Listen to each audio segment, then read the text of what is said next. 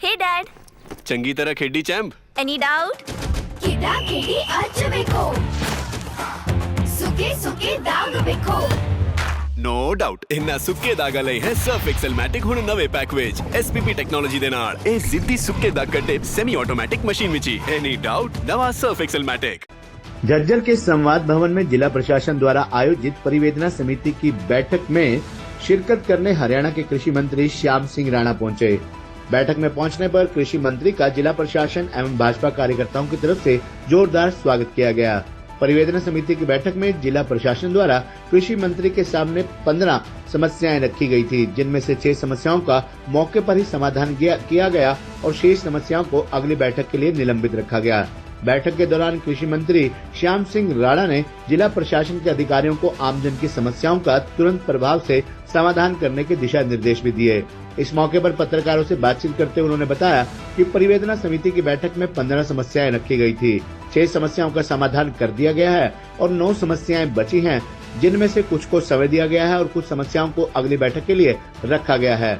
हिसार में बाबा साहब भीमराव अम्बेडकर की प्रतिमा के साथ छेड़छाड़ के मामले को लेकर पूछे गए सवाल पर कृषि मंत्री श्याम सिंह राणा ने कहा कि ये बहुत निंदनीय कार्य है, इसकी जितनी निंदा की जाए कम है। महापुरुषों के बारे में किसी को कोई भी गलत बात नहीं कहनी चाहिए और न ही किसी को महापुरुष की प्रतिमा को नुकसान पहुंचाना चाहिए और ऐसे शरारती लोगों के खिलाफ सख्त कार्रवाई होनी चाहिए।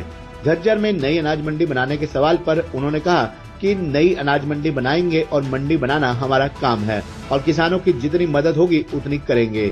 बिहार में एनडीए छोड़ने वाले पशुपति पारस के सवाल पर उन्होंने कहा कि सबका अपना अपना विचार है, कौन किसके विरोध में है और कौन किसके समर्थन में है।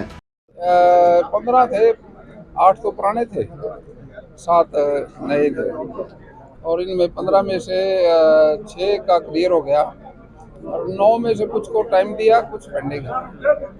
मंत्री जी, लगातार महापुरुषों का अपमान किया जा रहा है। हिसार में भी बाबा साहब भीमराव अम्बेडकर की प्रतिमा है, उनका चश्मा तोड़ा गया। लगातार ऐसी घटनाएं आ रही हैं, चाहे देवीलाल की बात करें चाहे और किसी महापुरुष। देखिए, ये कार्य निंदनीय है, इसकी तो जितनी निंदा की जाए उतना कम है।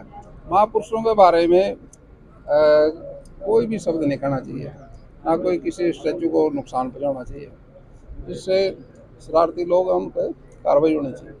अनाज मंडियाँ छोटी बढ़ती जा रही हैं, जिस प्रकार से गेहूं का उत्पादन बढ़ रहा है। झज्जर की बात करें तो यहाँ के आड़ती जो है नई अनाज मंडी की भी मांग करते हैं, क्या कहना चाहिए? नई मंडी उनकी मदद करेंगे, बनाएंगे मंडी बनाना तो हमारा काम है और किसानों की मदद जितनी होगी उतनी करेंगे। कहीं ना कहीं उठान को लेकर लगातार दिक्कत बनी रहती है। फिलहाल झज्जर की मंडी में कोई जगह नहीं बची कि जो और अनाज डाला जाए। हालांकि कुछ आड़तियों ने अपनी स्पेस लेकर उनमें अनाज रखना शुरू कर दिया ताकि किसानों को परेशानी ना हो। नहीं, देखिए, नहीं जहाँ मंडियों में कम जगह है नई मंडियाँ बनाने का प्रावधान है हमारे पास। नई बनाएंगे, खुली मंडियाँ बनाएंगे और उठान का तो हम हर रोज की रिपोर्ट लेते हैं, उठाने पे जोर लगा रहे हैं, कोई दिक्कत नहीं है। मंत्री जी, बिहार में एनडीए को झटका मिला है। पशुपति पारस है, उन्होंने एनडीए को छोड़ दिया है और बिहार की सरकार को कहा है कि ये दलित विरोधी सरकार है।